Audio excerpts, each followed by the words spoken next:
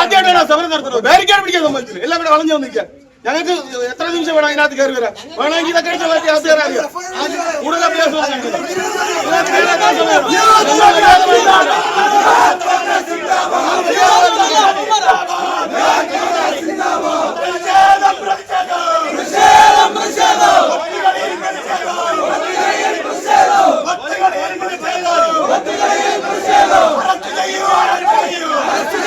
ഒരു കണക്കിൽപ്പെട്ട ഒരു CPM-ന്റെ കൗൺസിലർ, ആ കൗൺസിലറെ രക്ഷിക്കാൻ ആ നാട്ടിലെ ലോക്കൽ സെക്രട്ടറി വരുന്നു.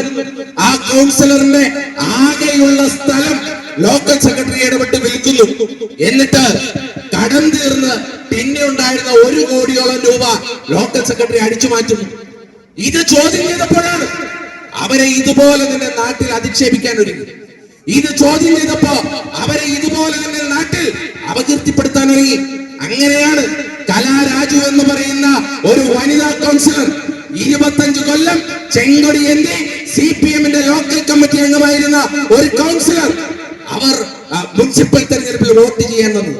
അന്ന് ചെയർപേഴ്സന്റെ വണ്ടിയിൽ അവരെ കടന്നാക്രമിച്ച് തട്ടിക്കൊണ്ടുപോയി ആ തെരഞ്ഞെടുപ്പ് അലങ്കോലപ്പെടുത്തിയിട്ടുണ്ടെങ്കിൽ പ്രിയപ്പെട്ടവരെ നിങ്ങൾ ഓർത്തുള്ളുക, കഴിഞ്ഞയാഴ്ച അതേ കലാരാജുവിനെ അതേ മുനിസിപ്പാലിറ്റിയിൽ അതേ തട്ടിക്കൊണ്ടുപോയ ചെയർപേഴ്സന്റെ വണ്ടിയിൽ ഔദ്യോഗികമായി ചെയർപേഴ്സണായി കോൺഗ്രസ് പ്രസ്ഥാനം കയറ്റിയിരുത്തിയിട്ടുണ്ടെങ്കിൽ പ്രിയപ്പെട്ടവരെ ഇതൊന്നും അവസാനിപ്പിക്കാൻ പോകുന്നില്ല. ഇന്നിപ്പോ പഞ്ചായത്ത് കമ്മിറ്റി നടന്നു. പഞ്ചായത്ത് കമ്മിറ്റിയിൽ പ്രതിപക്ഷ അംഗങ്ങൾ പറഞ്ഞു അവർ ഈ വിഷയത്തിൽ പ്രതിഷേധമുണ്ടായി.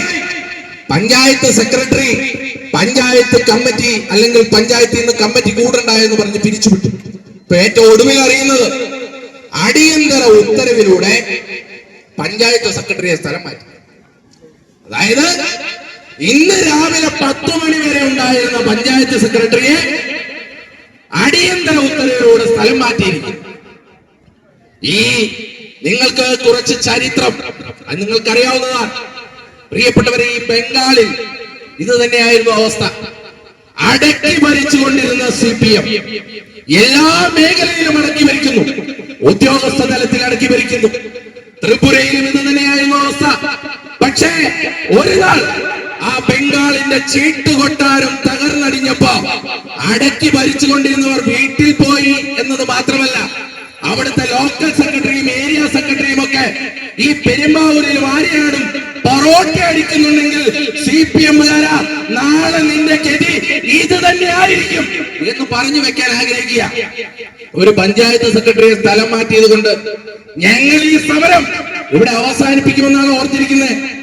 ഞങ്ങൾ ഈ സമരത്തിന് ഒരു റിസൾട്ട് ഉണ്ടാകുന്നത് വരെ ഈ സമരം സന്ധിയില്ലാ പോരാട്ടമാണ്.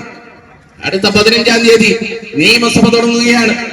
പ്രിയപ്പെട്ടവരെ, ഒരു സംശയവും വേണ്ട, കേരളത്തിന്റെ നിയമസഭയിൽ പ്രതിപക്ഷ നേതാവ് VD സതീശന്റെ നേതൃത്വത്തിൽ ഈ വിഷയം ചർച്ച ചെയ്യപ്പെടുക തന്നെ ചെയ്യും എന്ന് പറഞ്ഞു വെക്കാൻ ഞങ്ങൾ ആഗ്രഹിക്കുകയാണ്.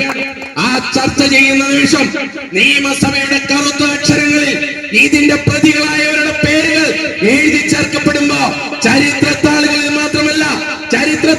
മാത്രമല്ല പോലീസിന്റെ FIR-ലും ചാർജ് ഷീറ്റിലും ആ പേരുകൾ ഉറപ്പുവരുത്താൻ ഞങ്ങൾ പ്രവർത്തിക്കും എന്ന് പറയാൻ ആഗ്രഹിക്കുക.